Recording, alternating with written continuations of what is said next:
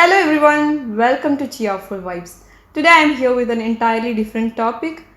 Today, that is October 10th, is observed as World Mental Health Day. In my video, I just would like to bring about some awareness to all of you about the importance of mental health. But disclaimer, I am not a psychologist, I am not a psychiatrist. Please don't follow this video as a medical advice. I am not even a motivational speaker and I don't really want to be one. I just want to walk you through some steps which would help you to change the way you feel whenever hopelessness steps in unexpectedly and put some light on significance of making such changes happen. At the end of this video, I have added up an experience from my own life which would inspire you to move on. And please don't forget to click on the subscribe button so that you will be notified with every new video uploaded. World Health Organization has declared that the goal of this year's World Mental Health Day campaign is increased investment in mental health. Let's first discuss about why is this awareness required. Many of you must be wondering, is discussing such a topic really needed? Certainly it is. The reason being primarily because of increasing instances of suicide among the youth. When you hear about any suicide, the first thing that comes to your mind, he or she is having a really happy life or they were living a prosperous life, then what was it made that person to end up in making such a disastrous decision? Here we need to understand that each one of us has got a different priority. For some that would be money. For some others that would be stronger relationships or bonds with the loved ones, whereas some others prefer highly professional successful life. Like even if they are not financially successful, they just need recognition from others. So whenever they fail to meet with the priority as expected, they get desperate, which is not necessary at all. Another issue such people are facing is the fear of getting rejected whenever others come to know that they have gone for a professional help. What happens is that such people continue to go on and on until they reach a point where even a comforting word from their loved one just adds up to their distress and would never narrow it down. First of all, whoever is finding themselves so much disturbed, they need to reach out for the right person to whom they don't feel embarrassed to open up about their current emotional state. And this would help in early intervention. So the first step in this regard is to ignore all the people who are going to spread rumors whatsoever you do. Before wrapping up, I would like to discuss about some ways you can follow up to a great extent to help you improve your emotional health. The first tip is use kind language. I didn't mean that you be kind to others. Yes, definitely you need to be kind to others. But for ensuring your self-care, you first need to avoid uttering some gloomy or harsh words to yourself. You might be using such words while you do the self-talk or while you're with your relatives or friends. The intention may be to bring in some humor, but you never know how that would convince your inner self that you're using negative talk. For example, you wake up in the morning, you might be feeling a bit low. I repeat, a bit low. Then you keep telling yourself that I really don't know what is happening to me. I'm feeling so low today.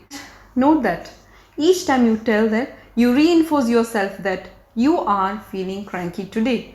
Instead, just engage in some physical activity, be it some workout or any household chores. You might be hesitant to start with it, but follow the 5-second rule and just kickstart with that and see the difference for the remaining part of your day.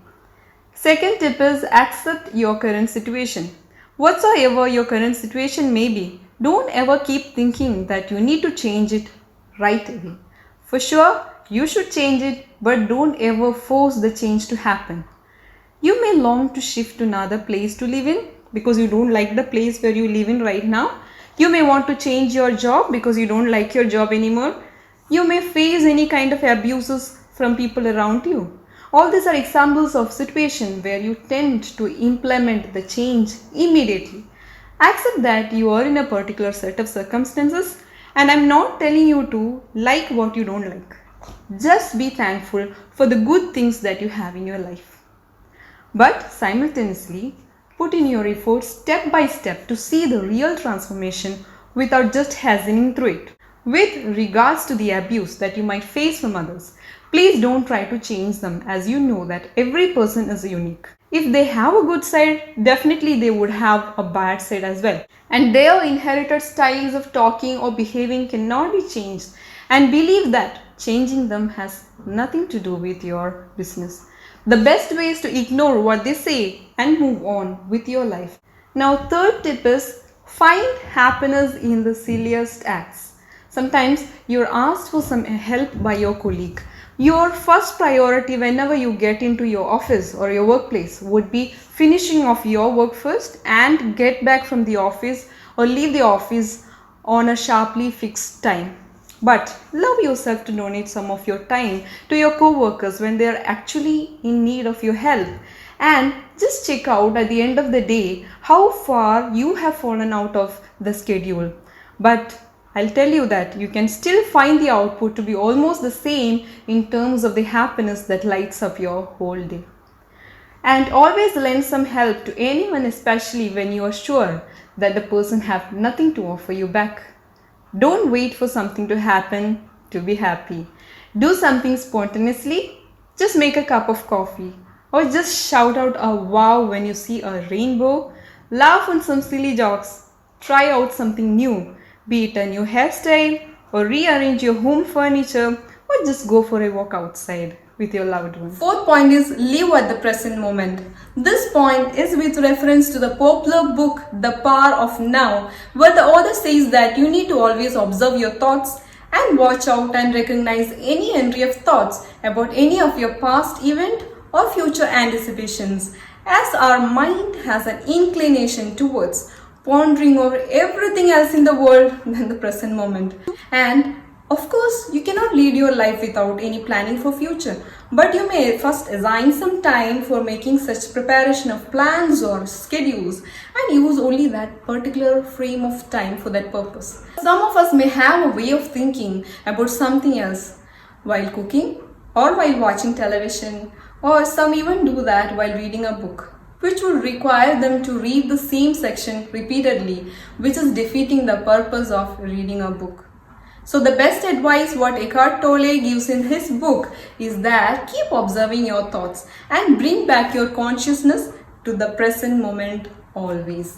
Fifth point is cut off technology use. You must be wondering why is she telling that during such technology prevalent era? But yes, it is equally important like the previously discussed steps to know where to keep that point of check on your tech usage. I'll just give you an example.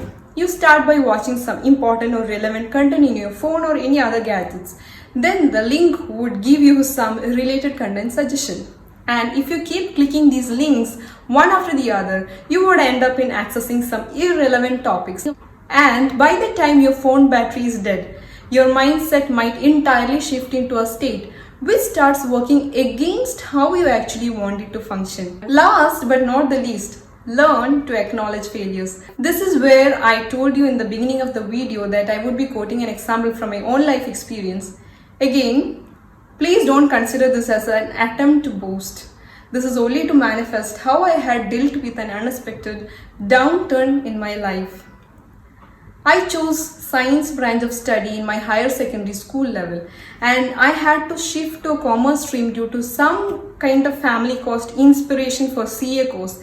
And after having shifted, I had failed in my first accountancy examination, which most of my relatives don't know even now, which shocked the principal of my school as they feared losing their 100% success in their board exams. But from that point of time, I developed a passion for the accounting subject, which elevated my confidence level to this point where I have cleared my CA intermediate examinations, and I'm now able to deliver tutoring sessions on accounting and finance related topics. That's it for the day. I believe that I have made this video so simple for you to digest my concepts. Always remember that your body follows your mind. Wishing you cheerful vibes. See you soon.